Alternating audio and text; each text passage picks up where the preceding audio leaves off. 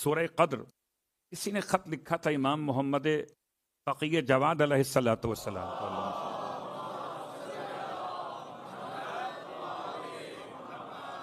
اس کا مطلب ہے جیسے عریضے آج لکھے جاتے ہیں ایسے تب بھی لکھے جاتے تھے.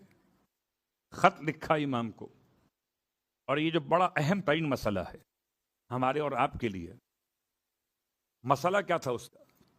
لکھا مولا سے، مولا مقروض ہو گیا ہوں، قرضہ بہت چڑھ گیا ہے، راستہ سمجھ میں نہیں آتا.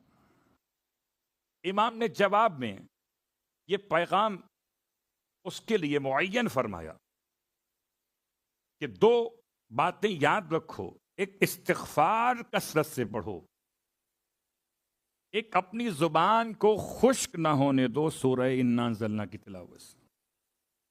مسلسل بغیر گنتی کے، بغیر شمار کیے ہوئے، چلتے پھرتے اٹھتے بیٹھتے سورہ انا انزلنا کی تلاوت کرو، استغفار پڑھو، سارے قرضے ادا ہو جائیں گے. سورہ قدر کی تلاوت کہ بہت سارے ثواب، بہت سارے اجر ہیں. کتنے بیان کیے جائیں اور کتنے چھوڑ دیے جائیں.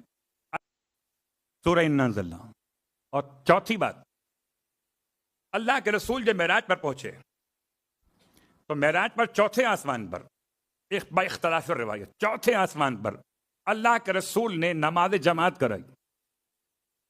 سارے انبیاء موجود ہیں اور خاتم الانبیاء، انبیاء کے سید و سردار امام جماعت بنے.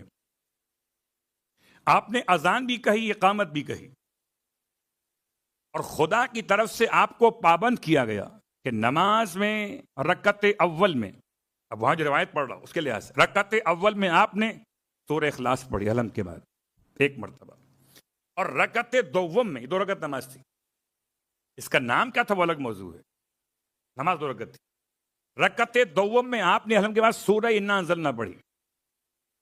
جب خدا سے ملاقات کا مرحلہ ہوا تو پروردگار نے فرمایا سورہ اخلاص میرے لیے ہے، اور سورہ انا انزلنا اے محمد تمہارے اور تمہارے اہل بیت کے لیے ہے. وہ نماز سب سے بہترین ہے جس نماز میں رکعت اول میں انسان الحمد کے بعد سورہ انا انزلنا پڑھے. امام فرما رہے ہیں جب یہ پڑھتا ہے تو فرشتے کہتے ہیں سارے پچھلے گناہ بخشے گئے، اب نئے سرے سے اپنے اعمال کی جستجو کرو. سورہ انا، مغرب ہو، عشاء ہو، ظہر ہو، عصر ہو کہ فجر ہو، رکعت اول میں